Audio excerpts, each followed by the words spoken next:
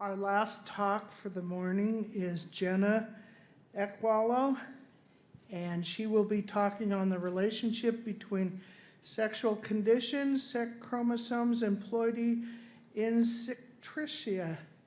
And she is now starting as an assistant professor in the Department of Biology at SF State. She has been a postdoc at Utah State and also with the Smithsonian Institution, has a master's in environmental biology from Cal State Los Angeles and a PhD in integrative biology from UC Berkeley. Please welcome Jenna.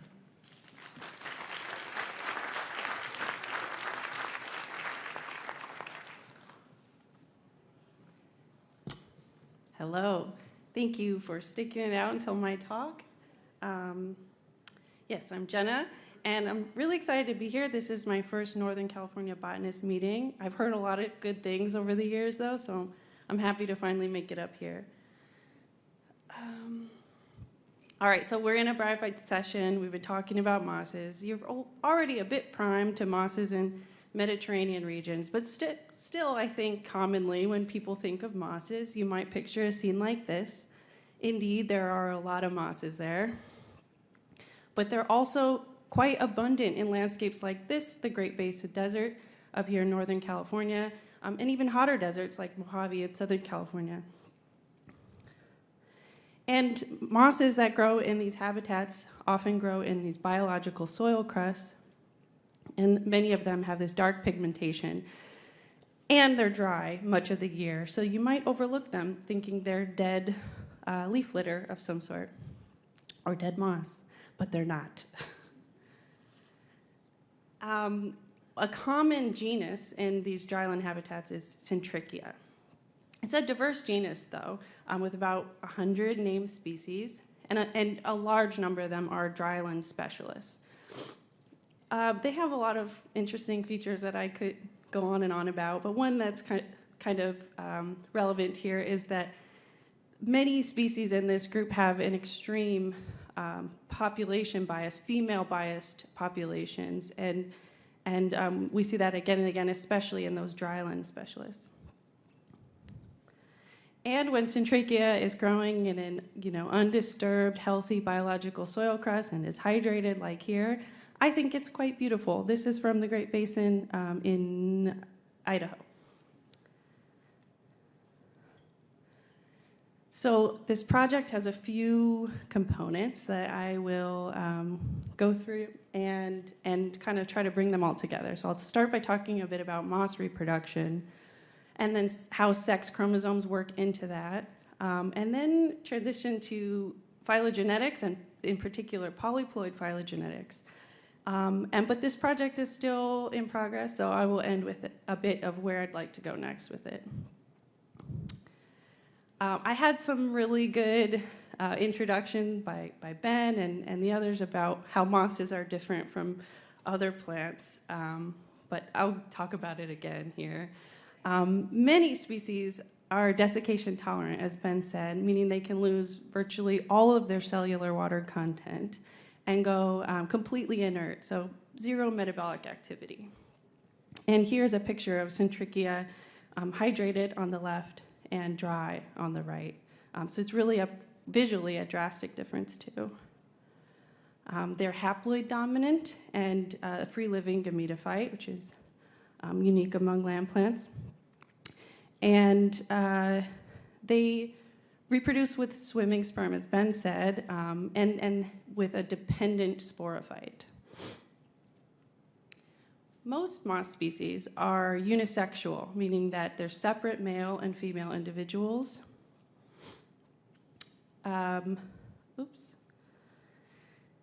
So you can see, I don't know how to do okay. Separate male and female individuals that reproduce sexually to produce the sporophyte, which makes spores, each of which could be male or female, and then the cycle continues. But the other 40 or so % produce bisexual gametophytes.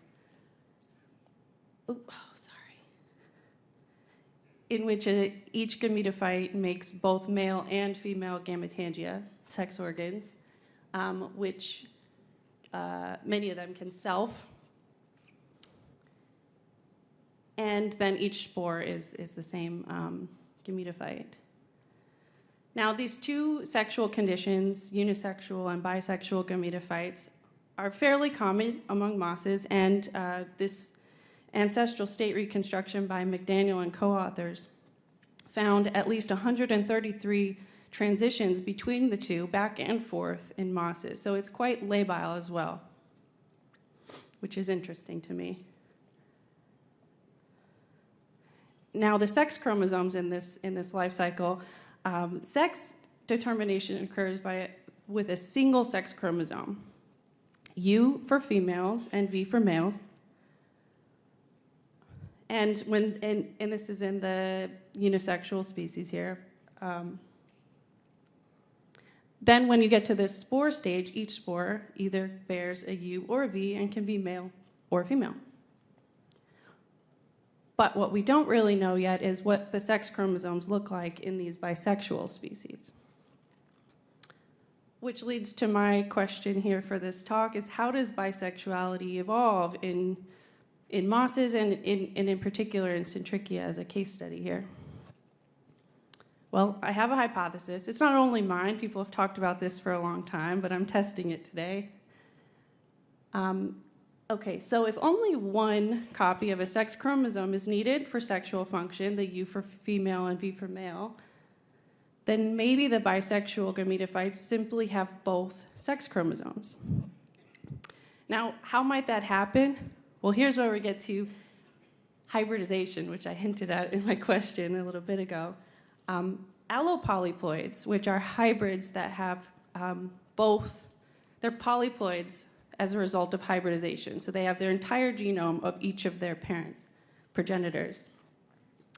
Since they have both maternal and paternal progenitors, they're expected to have both U and V sex chromosomes, like this in this little diagram here. A stands for autosomes here, and after allopolyploidy, you would get twice as many autosomes plus U plus V. And so UV gametophytes may be bisexual here. I have some samples in which I can test this in, sampled across Syntrichia with a genome skimming approach for 80 accessions, mostly in Syntrichia and some outgroups. And to test whether bisexual gametophytes have both U and V sex chromosomes, I simply did this genome skimming and it mapped their reads to reference U and V sequences from two reference genomes and counted the reads that differentially matched. So let me walk you through that. Here we have a graph with the list of accessions, and on the x-axis, the percentage of reads that map to U on the left and that map to V on the right. And here are the results. So you could see in this top one, nearly 100% of the reads map to the U. So that's pretty clearly a female. It contains a U. And down here, nearly 100% of that sample's reads map to the V. So that seems to be a male. And so I set off some cutoff criteria. If 75% or more of the reads mapped, I called it that sex chromosome, meaning these samples are all U. The ones that cross this line, they cross this line, then they're V. And those with about 50-50, I called UV. I determined that these have both sex chromosomes. And there were some that were ambiguous, and I left those as unknown because I don't know what's going on with those yet. All right, so now I have an estimated sex chromosome or karyotype for each of these samples, and I can then see, well, which of these are bisexual species. And here, the ones in bold are bisexual, reported to be bisexual species. And you can see right away there's a lot more bold down at the bottom with the UV and even the V, which is interesting, and only one sample that has a U chromosome was reported to be bisexual. So a reminder, this is my hypothesis I'm working with here, that bisexuality can evolve via polyploidy and having both U and V sex chromosomes. Now, if we do a little statistical test here, it's pretty strongly significant relationship between bisexuality and UV chromosomes. But that's not quite enough to answer my question, because these things evolved on a phylogeny, and they could have that relationship by coincidence of ancestry, that their ancestors happen to be bisexual and happen to have UV sex chromosomes, and there's no causal relationship. So to really test it, I'd have to move into a phylogenetic framework, which is what I will do. But let's think about polyploidy then. That was only a relationship between UV and sexual condition, but my hypothesis really, the process of it really relies on polyploidy. So polyploidy is common in mosses, polyploidy being having 2 or more genomes in an individual. And in mosses, they tend to be bisexual, and this is based on chromosome numbers and genome size estimates. There's already these established relationships between polyploidy and bisexuality in mosses. And in Syntrichia in particular, there are a lot of species that have intraspecific chromosome series. So a single species that has been reported to have 12, 24, and 36 chromosomes in different populations or individuals. So that's another hint that that species may contain polyploids. So to start this polyploid phylogenetic and connect all of my my hypothesis, it's kind of a lot of details here. I actually really love to geek out about this workflow, but I'm just going to rush through it because it's maybe not that interesting. I used a target capture approach for the same 80 accessions that I did for the chromosome calls with the de novo assembly pipeline. Manual selection and curation of the alignments, pretty important in this data. And I identified for these results 8 potential polyploids in Syntrichia in these 80 accessions. I think there are actually a lot more that I could test, but I looked at just 8 to start with. And I did a particular approach of polyploid phylogenetic tools to appropriately tease out the different subgenomes in the polyploids specimens. All right, so when you do these, you get this giant phylogeny. Now, polyploid mosses, since they're haploid, having two different, each polyploid will have at least 2 subgenomes, one from each progenitor. And when you build this phylogeny, you get a placement for each subgenome. So you can see here for Syntrichia laevapila, A and B.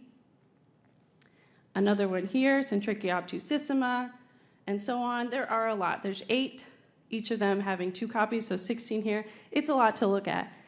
So we're not going to.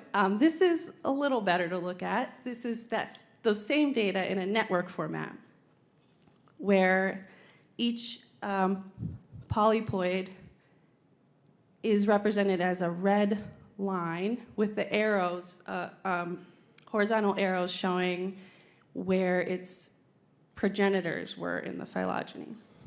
Still, this is a lot to look at, so I'm going to zoom in on just a couple here for the sake of this talk. That first one I mentioned, Syntrichia laevapila, has some interesting things going into it. Most of these are species complexes that have a lot of taxonomic challenges. This one is a worldwide distribution, but primarily in the northern hemisphere. It's a bark epiphyte, so it's probably the only bark epiphyte you'll run into around here, of Syntrichia, excuse me. And it's bisexual as a rule.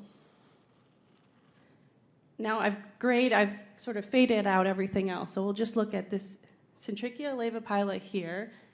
It shows that it's 2 subgenomes. It is a allopolyploid or a hybrid between something related to Syntrichia norisii and something related to virescens. We don't know if it's that exact species or something in the past. Regardless, that's the closest relative. Another example here is Syntrichia princeps. Oh, excuse me, I forgot to point out too that it has UV sex chromosomes. It's one of those that sort of fits the hypothesis here. Syntrichia princeps, also a bisexual species with a similar geographic distribution, and this chromosome series. It is here with this really deeply diverged progenitors in its hybridization ancestry. So what this says is that either this is a hybrid that formed a long time ago and persisted for a long time, or a hybrid between very distant relatives within Syntrichia. Interestingly, this one only had a V chromosome, so this was not a part of my hypothesis. So I only showed you 2 here, but I looked at 8, and so kind of just to throw all the results in here, most of them were UV and allopolyploid, fitting that model that I hypothesized. Syntrichia princeps was the only one that was V, and there were a couple others that were ambiguous in some way, and so I couldn't make a call on them. So the hypothesis is pretty well supported, but as with much research, I was kind of more curious about where the hypothesis didn't work out in this Syntrichia princeps. And as a little teaser, because I'm running out of time, what's going on with it? Well, I have an idea. It only has this V sex chromosome, but it is bisexual, and it is an allopolyploid. Well, what we know happens in some other mosses, based on recent research, some other bryophytes, excuse me, is that one of the sex chromosomes in these allopolyploids that have both U and V, one of them degenerates faster than the other, and often it turns out the U degenerates. And so what we're left with is having only a V, even if they're still bisexual and can make both sex organs. This has been observed recently in the last year, I mean quite recent, in a number of haploid plants, liverworts, 4 deeply diverged sphagnums, and in algae.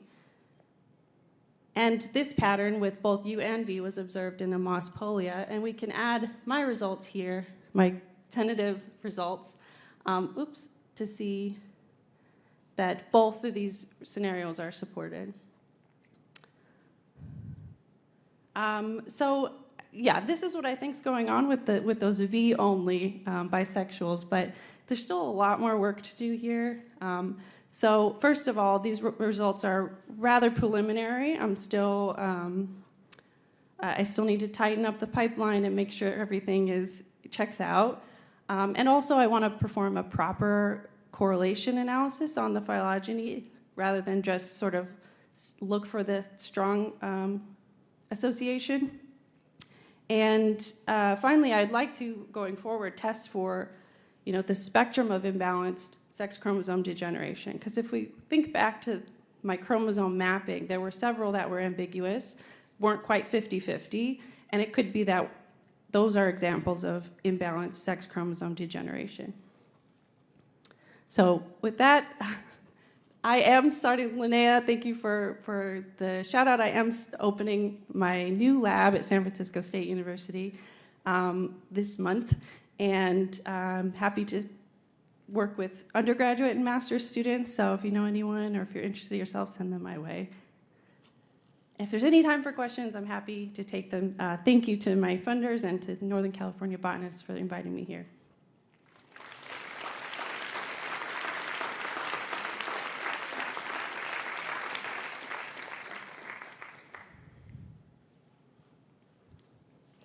I think we have time for 1 or 2.